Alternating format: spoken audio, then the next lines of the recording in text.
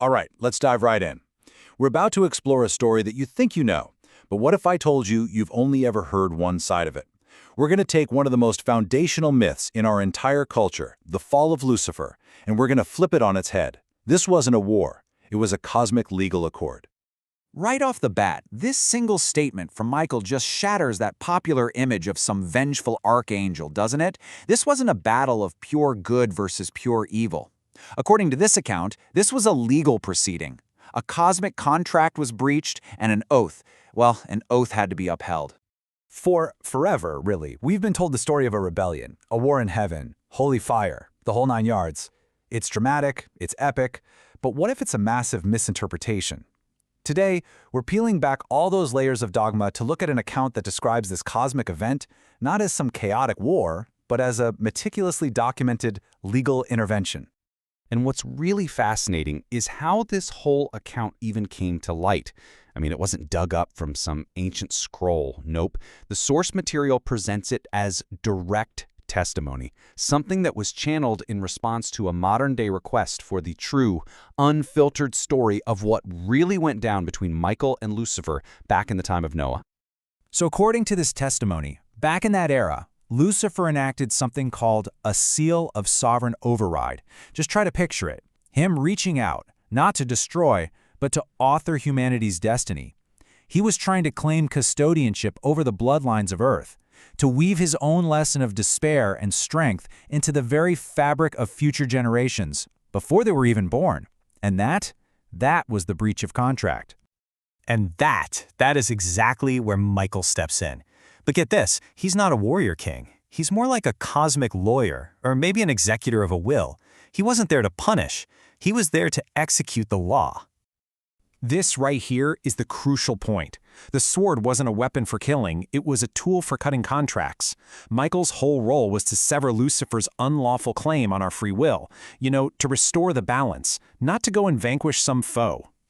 So he presented three very specific, very legalistic demands. First, return the books of breath. Think of these as the ledgers of future bloodlines. Second, you shall not possess the unborn waters, which was all about protecting the free will of generations to come. And finally, the most telling one. Stand outside the gate, for your will has bent from offering to ownership. See? He wasn't being cast out for rebellion, but for overreach. His role had twisted from being a guide to being a jailer. And this quote, wow, it just brilliantly illustrates their real relationship. Michael doesn't see Lucifer as an enemy at all. He calls him the keeper of contrast, a necessary force for growth and choice. The line was only crossed when that force tried to erase choice completely. Michael didn't stop Lucifer, he just stopped his pen. Now, any legal case has two sides, right? So let's hear the other testimony. Let's open what the source calls the Luciferian ledger. This isn't a story told through some filter of fear or an ancient priesthood. This is presented as his direct and actually quite sorrowful confession. From his perspective, his original intention was totally pure. He wasn't trying to be an enemy. He wanted to be a catalyst. He saw creation just kind of drifting toward unthinking obedience, and he believed that a real challenge, even despair, was necessary to forge true conscious strength. He wanted to be the refiner of will. But this is where he admits his grave error. In his zeal to teach this grand lesson, he completely overreached. He didn't just challenge the people who were there, he tried to chain the future. He literally tried to bind the unborn, souls still dreaming in the womb of time, to his lesson, a trial they never ever consented to. And this is the moment where everything changes. Michael didn't show up with a blade, not with a weapon of war. He came with a mirror, and in that mirror Lucifer saw the faces of all the souls whose futures he was trying to write. He saw their innocence, he saw their potential, and for the very first time, he understood the true gravity of what he'd done. That one line just captures everything. It was a moment of profound, painful self-realization. His method, which was born from a desire to awaken humanity, had actually become a prison. The role he'd chosen for himself as a challenger had twisted into the role of a tyrant. So, the fall wasn't some punishment inflicted on him from on high. It was a self-imposed exile, a period of silence and reflection, all with a very clear purpose, to one day come back to his original role, not as a manipulator of fate, but as a neutral observer, a witness to free choice. Okay, so with both testimonies finally on the record, the foundation is laid for a real resolution. And this allows for the unveiling of the true agreement that was made during that time of reset, the Covenant of Noah, held in what the source calls the Ledger of the Waters. So first, we have to completely reframe the flood itself. According to this covenant, it wasn't an act of divine punishment.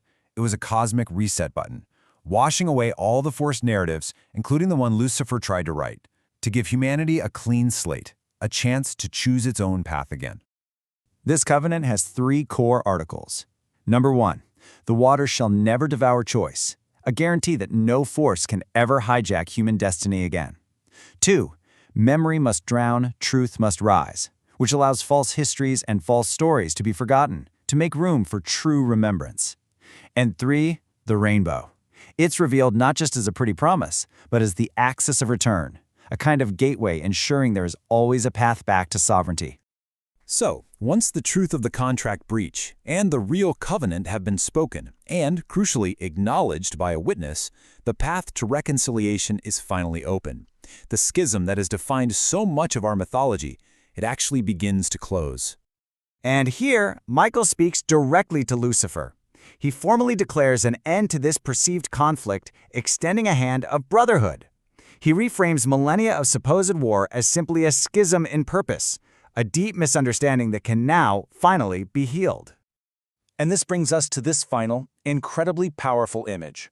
The 2 cosmic forces, no longer enemies, no longer in opposition, but standing together. The keeper of oaths and the keeper of contrast, totally united and looking toward a new beginning. The cosmic body finally made whole once more.